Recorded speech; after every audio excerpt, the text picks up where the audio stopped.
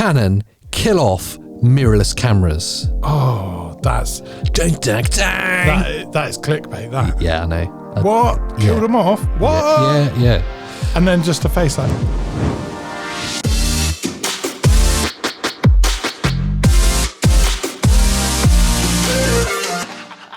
So, Canon's original mirrorless camera, the EOS M Range, which is a wildly popular range of cameras from the entry-level enthusiasts right through to the prosumers. We've used EOS M cameras quite a lot in the past. They're great for different applications. It's been a long time since we've seen any real updates from Canon for this camera, specifically in the glass department. They've really been bad at lenses. But its form factor is something that is still valid. An APS-C sized mirrorless camera. It's a bit smaller, a little bit lighter. An APS-C as a sensor size has its advantages for different applications. Maybe if you want to shoot landscapes and you want a bit more reach, or for us video shooters, there's something kind of nice about APS-C. Yeah, Full frame isn't always the way to go. So the rumours now coming out of Canon is that it seems pretty much nailed on that we're going to see in the first half of next year the APS-C sized RF camera coming from Canon. We've talked about this a fair amount in the past, but the rumours have now gone from like whispers to, I'll take it up a level, this is going to happen and it's going to happen quite soon. Wow, you've got something confirmed. The EOS R7. And if Canon go APS-C sized in the RF mount, which is seeming confirmed now, that will be the end of the EOS M range of cameras, because they've already stopped producing EF lenses and they're moving away from that. They are not going to be carrying on producing EOS M when they've already been pretty poor at producing lenses for that range of cameras anyway. Some say that's harsh. Well, the range, I think, I can't remember exactly, but the range of lenses for that camera is tiny compared to their competitors or even the EF in general. APS-C is really popular for different applications. It seems like a really logical thing for them to do. And it also allow them to release not just a more budget version for the RF mount, but also some more budget RF lenses that will fit for APS-C sized sensors. So what was speculation now seems pretty much confirmed, and it seems very likely that it'll be, first of all, the EOS R7 coming out the first half of next year, and then following on from that, like we've tipped before, will be the R8 and the R9, and they will be each increment will be a budget step for the RF mount of cameras. I think it's exciting news. I'm really excited by it. Kind of wrap that. It's good news for consumers. Exactly. And getting more people into the RF system is obviously going to be a good thing for Canon. And for the first time, they'll be unifying the mirrorless and the more what was the DSLR, but is now the RF mirrorless cameras, unifying the lens choices for them when before they had complete separation. Do you think this will help with the production slow up problems with chips, or do you think this will be held up by? I think it will be held up by, because more than likely they'll use they'll definitely be using shared components from one to the other. Things like the Digic X processor is likely to be shared across. So processing the semiconductors, the parts that they're struggling to get hold of are going to be shared across all the R cameras. So there's going to be less to go around. So it's obviously in the pipeline to be produced. To be seeing this many rumours already, you know that it's already quite far through its production process. But yes, it will be slowed down. They'll probably announce it because that's the timeline they've already set. But then it'll be the same issue they have with the EOS R3, for example, where pre-orders might take a long time to reach market. But I'm with you. I think it's really exciting to see the potential for more budget ranges of entry points into the EOS R system. I've always found with the budgets, they include some form of taster of what you get at the next level. Yeah. And there's always something of value tucked into that budget range. And also, the M's, that's always been true. Definitely. And also catering for people that do like APS-C sized sensors, like that slightly more cropped in image.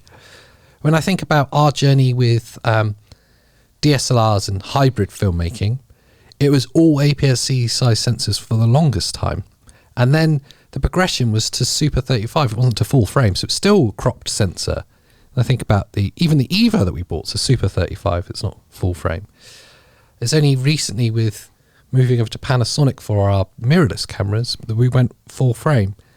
And it has its advantages, more light, better depth of field, or more depth of field. But it has its disadvantages too. It's not as much crop if you want more reach from your lens.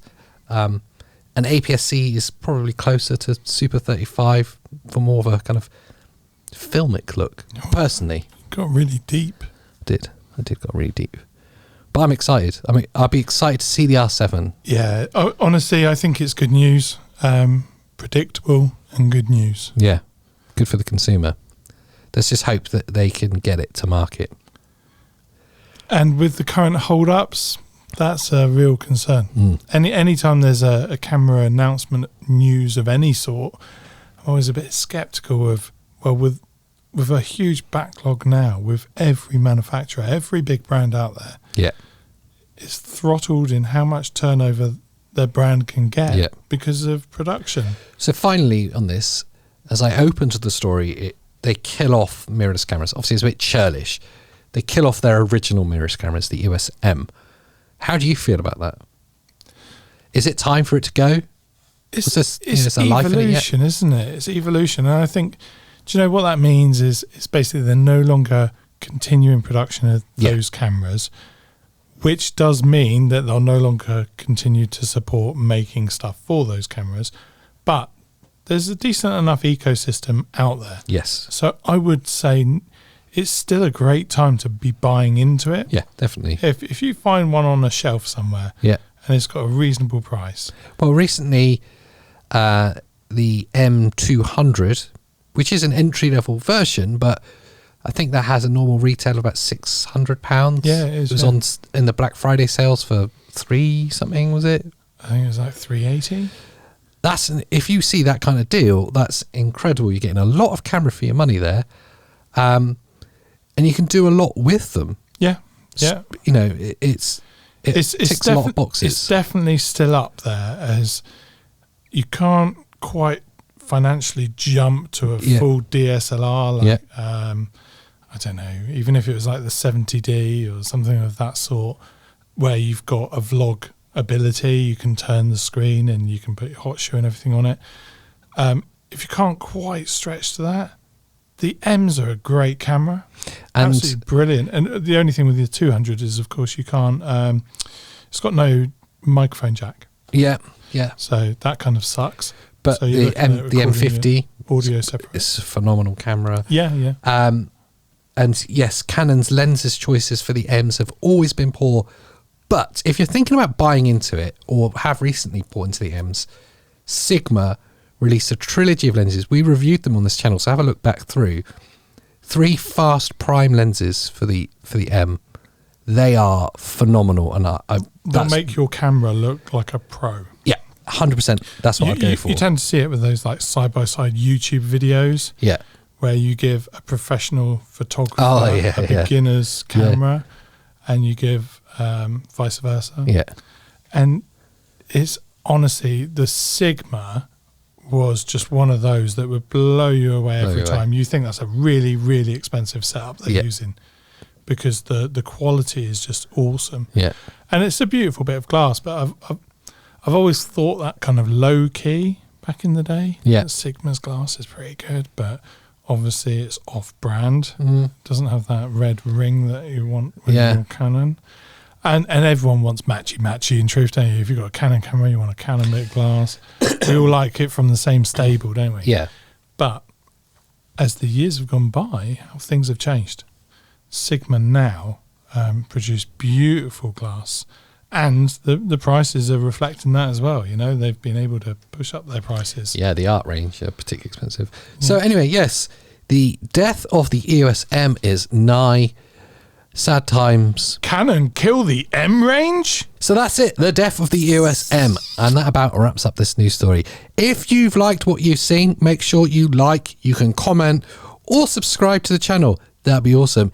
If you want to hear Peter in high definition coming in your ear, well, there's a link down below. It's for all the podcast platforms. That's right. And if they want to read your thoughts, well, I would head over to 120fps.co.uk. It's an amazing blog site. It's like a magazine, but you don't have to pay for it. And if they really want to support me giving away your stuff, yep.